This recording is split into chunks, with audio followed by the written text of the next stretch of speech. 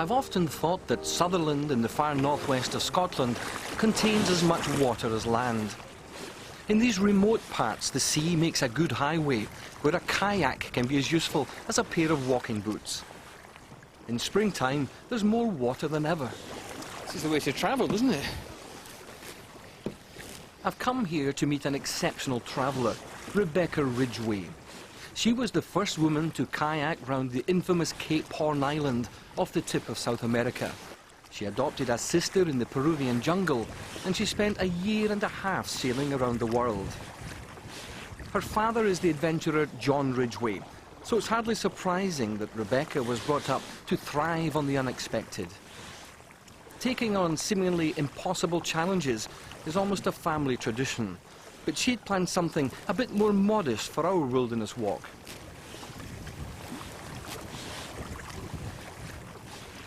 We were travelling by kayak from Beck's home at Ardmore to Oldshoremore and the start of the track to Sandwood Bay. We'd then continue north to Cape Wrath before walking along the coast to Kayaking. Inland now, we would cross a huge tract of wild land before climbing Ben Spianny and Cranstachy, a distance of about 35 miles. Remember how fast we're going, though, as far as stopping the thing. We could get soaked now on this bit. I can just see it. You actually ground the kayak Yes. on the beach? Yeah. Yeah, okay.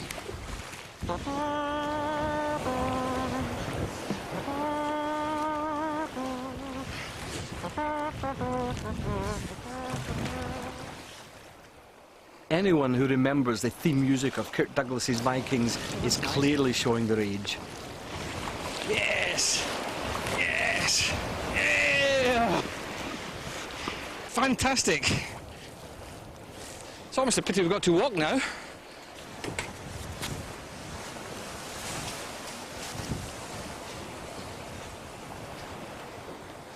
Viking impressions over, it was time to leave the kayak, get the gear out and start walking.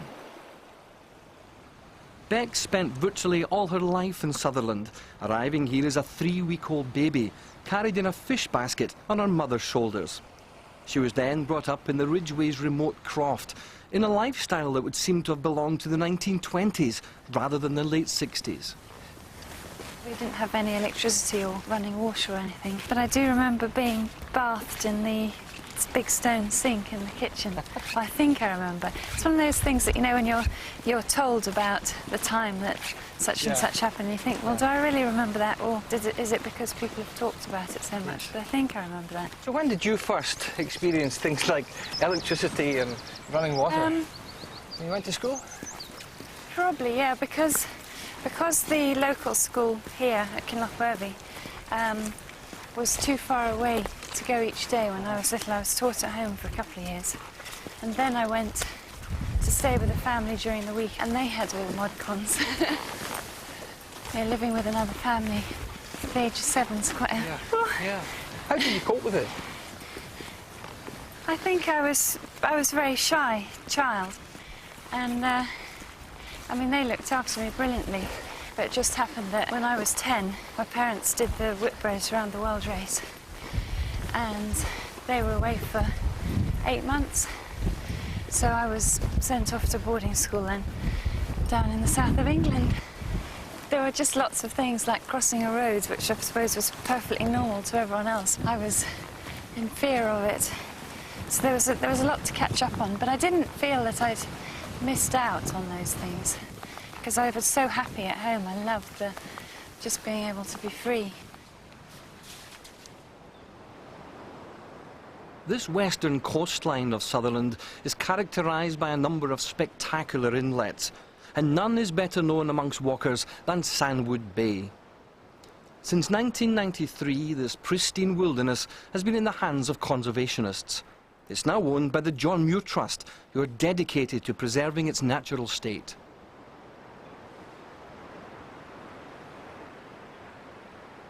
God, look at that, isn't that beautiful? It's very much a sort of place where when you visit, you go away and leave a wee bit of yourself here. And I just think it's fantastic. It comes from the Norse and Vatn. And the sea, of course, was right up into the loch here until this all silted up. Apparently the Vikings used to come round the Cape Roth there, the turning point, and come up here with their longships. I can imagine that. And this must have been such a fantastic sheltered spot to come into after that really inhospitable coastline. Yes.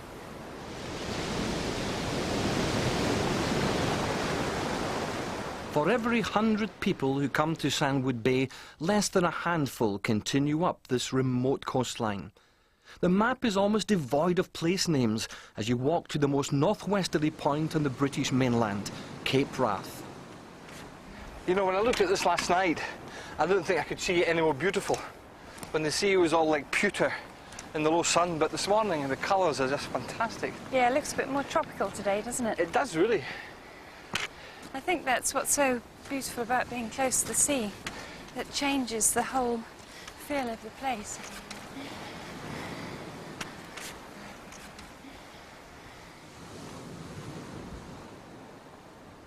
I'm rather intrigued by this idea that you were brought up at Ardmore. Did you never rebel against the fact that you were so far away from what people would maybe call civilization? Going away to school at the age of 10, down to England, you had the other side of it there. And I think that because I much preferred it at home, it made me really want to come back more than to stay away. Were you aware at that early age that this was quite an unusual family you belonged to? No, I wasn't at all, and really I don't think it was till a lot later that I was aware. There were a lot of hard times because they were struggling to keep the business going and all that. We had virtually nothing, so it wasn't easy. Do you think that's prepared you for the things you enjoy now? Yeah, I love the minimalism. I think that's my favourite thing really of all. It's just having the essential items, and really when you look at what things you think are essential, there's probably only 2 or 3 of them that really are. I always think wilderness is such an evocative word. I suppose it's an empty area which is sort of untouched by humans, really. Just something where, you know, nature's taken its course and it's untouched, which this really is. It's really a huge wilderness area. There is no other habitation further north here on the west coast. There's the lighthouse, which is unmanned now, so there's no one there. And then right over to the Kyle of Durness along the north coast, there's just this great big sort of square with nothing in it at all. And really it's hardly visited, I think because it is so inaccessible and there's no sort of escape routes out of it. You've got to keep walking. So how important are these places to you, Beck? I love them, but that's probably because I'm quite antisocial. I just love being in these places on my own. I think you just get so much more from it. It's like when you sit down to have a break, if it's all quiet, you hear the birds, and whereas you can be walking along, chatting away, and actually, you know, you're not seeing what's fully around you. So if I chat too much, just tell me to stop.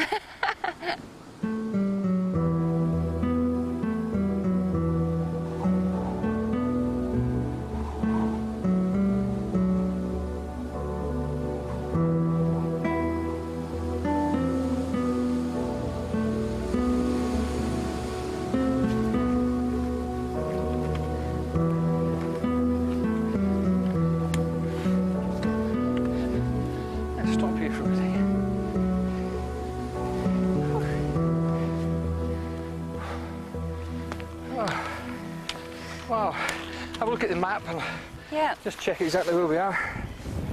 It's not easy being the child of a famous father. John Ridgway has a reputation for his uncompromising standards and gruff demeanour. He's not always received a favourable press, but Beck views him with great affection and admires many of his qualities. There's always attention to detail and the self-reliance and positive thinking, and leaving people and things better than you find them, all those sort of very strict things. He's incredible on this detail, and just everything is written down in chronological order, and he's got diaries going back to when he was at school, and he's a nutter, really.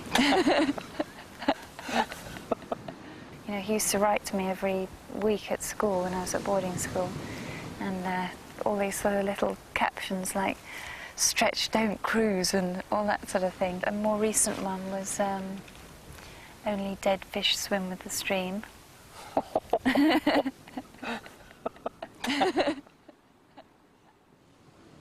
You once described your father in the book that you wrote as like living in a permanent war zone.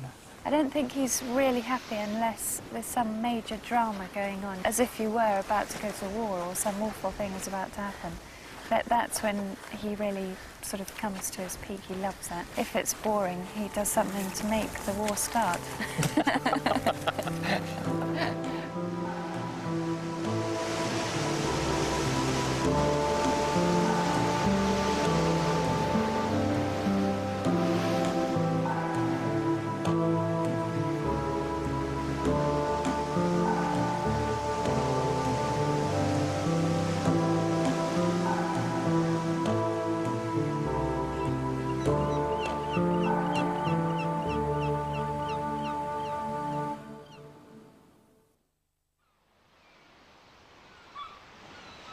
Cape Wrath is brutally exposed to the elements, a cold and windy place most of the time.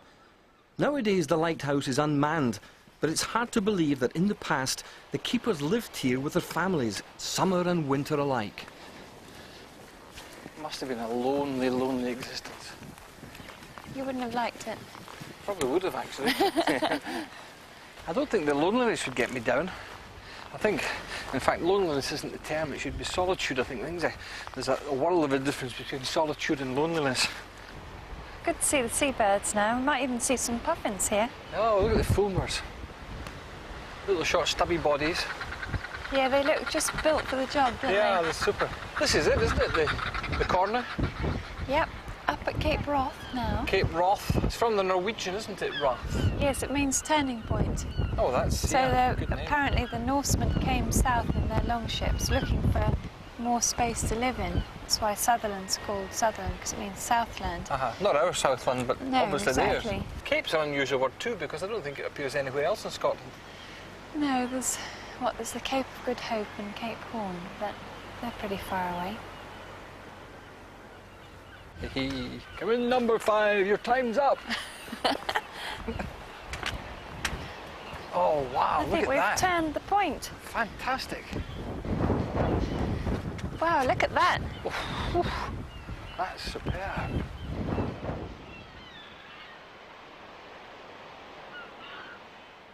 After leaving Cape Wrath, our thoughts turn to that other cape, Cape Horn, one of the world's most notorious sea passages. It's typical of the Ridgway family's unpredictable nature that Beck and her father decided to canoe round Cape Horn in spite of having virtually no previous experience of sea kayaking. That evening, round the bothy fire, she told me that such a challenge was not simply physical. I did have a recurring nightmare, which was that the swell getting bigger and bigger, so that some people were on one side of the swell and others were on the other, and I was all alone, and I knew I was going to go over. And I'd capsize and I'd come out of the canoe because I wouldn't be able to right myself, and then I'd be in the water, and you'd know that the others had carried on, they couldn't come and get you. And that used to go over and over in my dreams. What was the most difficult part of going around Cape Horn Island? Even before we got to Cape Horn, we had a 23-mile sea crossing to do, which that in itself, you know, if the weather changed during that sea crossing, then that's it, you've got to keep going. That's one of the main difficulties with the kayaking that makes it so dangerous. Cape Horn Island itself is principally cliffs, so again, you can't get out. You know, you have to keep going because you can't land anywhere. And also with the great swell and waves coming in onto the cliffs, they bounce back out to sea, and you get these little pointy, well, sometimes not so little, but these pointy waves which they call clipotis, which I always really like the name of. And then you get taken up on these things and just dropped. And actually, just before we started the circumnavigation of Cape Horn, there was a big storm, and half an hour after we got back to the beach we started from, another huge one came in, so it was close. We set off at 4 o'clock in the morning when it was dark, because the weather was suitable at that time, and then you knew that this is it, we've really got to do it now. But it's so beautiful there, and kayaking is such a good way to travel, in that the wildlife doesn't seem disturbed by you at all. So you can see wonderful things. You know, we had dolphins with us for almost a whole day, just coming underneath and all around, which things like that, then, you know, that makes up for all the struggles you've had.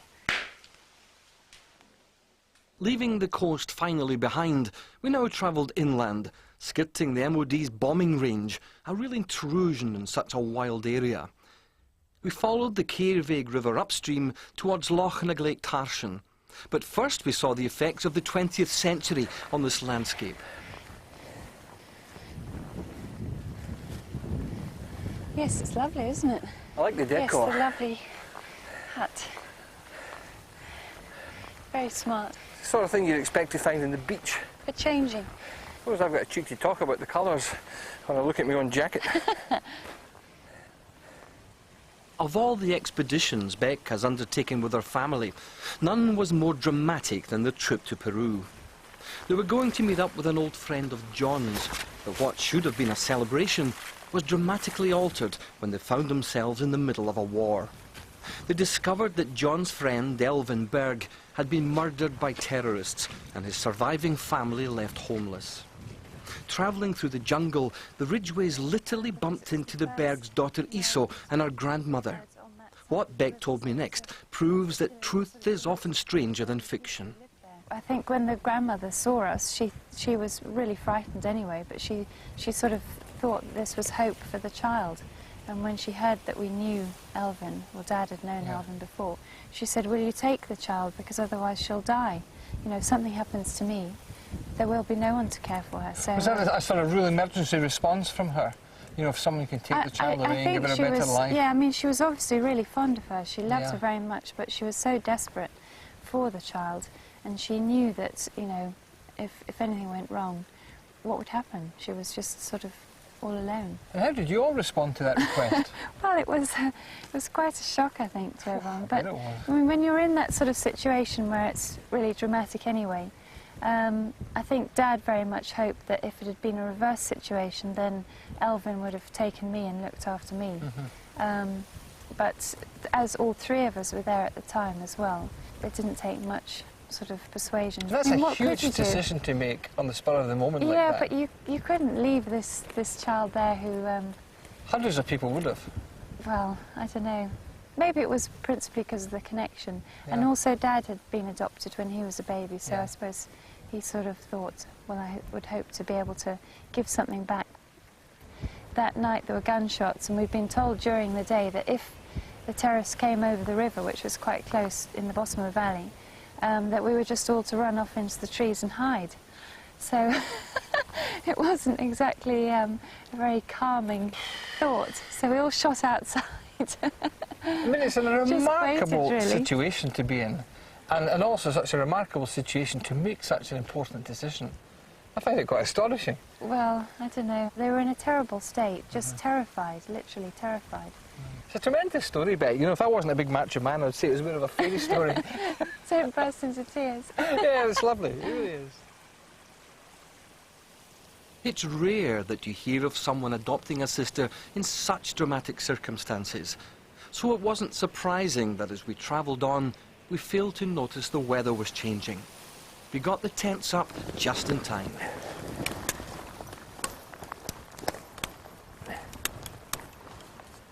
A room with a view, huh? That looks cosy.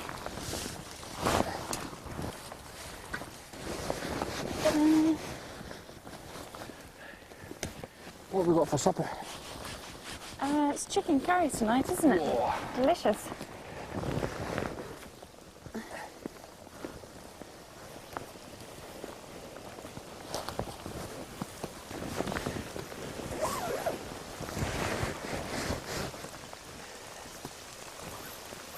Oh, it looks cosy.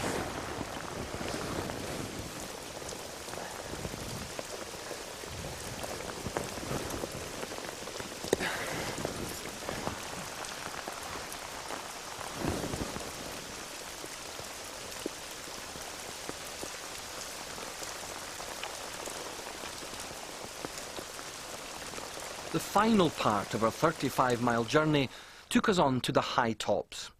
We were heading past the Kyle of Durness towards Ben Spione and Cranstachy.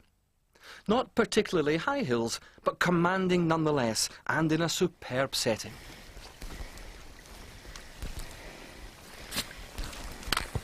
Oh, a nice wee viewpoint. The sea. The sea, the Kyle. Yeah, that's the Kyle of Durness. The tide in. Lovely, isn't it? And that's where we've been, over there. Yeah. Yeah, a big empty land, isn't it? Yep. And that's where we're going.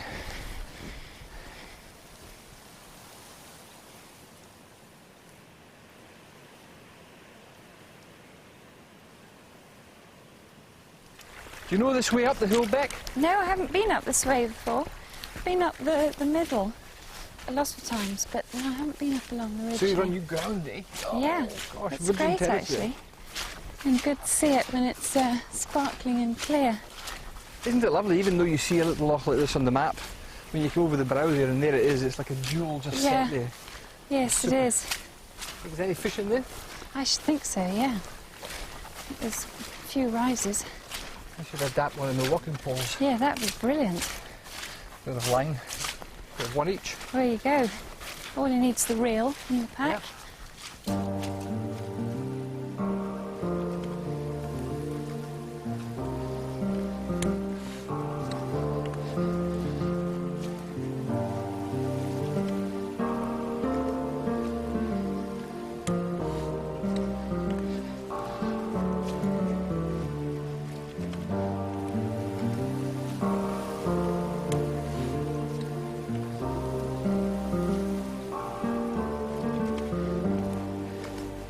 Wonderful. Loch Erbol. Known as Loch Orrible. There were soldiers here Yeah. during the war who nicknamed it Loch Horrible. Yeah, because it was so grim. Nice today though. Yeah, lovely today. Lovely. As on to Ben Hope. That's the most northerly of the Munros. It's a real Sutherland landscape, that, Yeah. isn't it? So that must be Ben Loyal beyond Ben Yes, Hope. yeah, behind. And away in the distance over there, Ben Cleabrick. A wonderful combination of sea and mountain. Do you prefer a mountainous landscape? I think so, but the water's got to be a essential bit in it too. Right. I just like to have them all, actually. I can see you're a woman who's not easily pleased. Probably not. Is this a barrier? A wall. We can get up here, right? See how I'll let you go forward to find the easy way. It will be the easy If way. there is an easy way. Now this looks a bit more problematical.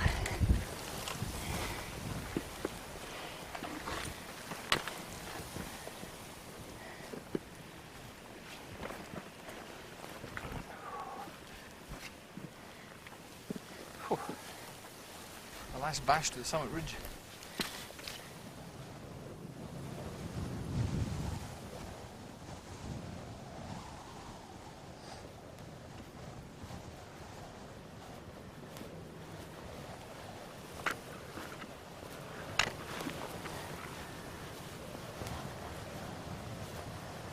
We're almost there, Beck. Yes. What See a if I can day. top just picking up. Yep. I think what's been really great for me on this, now that we're up here and we can actually see where we've come, it's just a variety of coastal walking and then come across through the glens and through that almost sort of peat desert, Yes. going through and then finishing off in the tops here. It's been really lovely. Yeah, it is great that you can see the whole route, really. And here we are, the summit of Wow. Ben Spoinyach. Spoinyach. The trig point. Yeah. And look at that view. It's really nice actually finishing like this and just being able to see it all set out before us. That is a very watery landscape. Yeah. And you wonder why I like the water. Yeah. Yeah, it's all around you. Well, there's Cranstacky and then a bit of a descent back to Ardmore. For tea and buns, is it? Something like that. Or something maybe a wee bit stronger, you meant to say. Maybe. Come on then, let's get that one finished.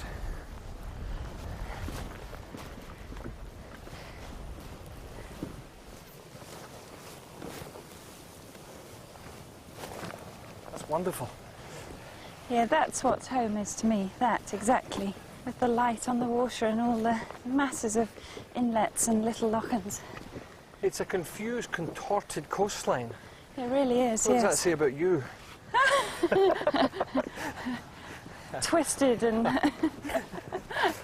I don't know. No, I can understand. That sounds rather I can understand provoking. fully why you like it. Well, there's the cairn. Yeah, the top. Yep. The top of Cranstacky.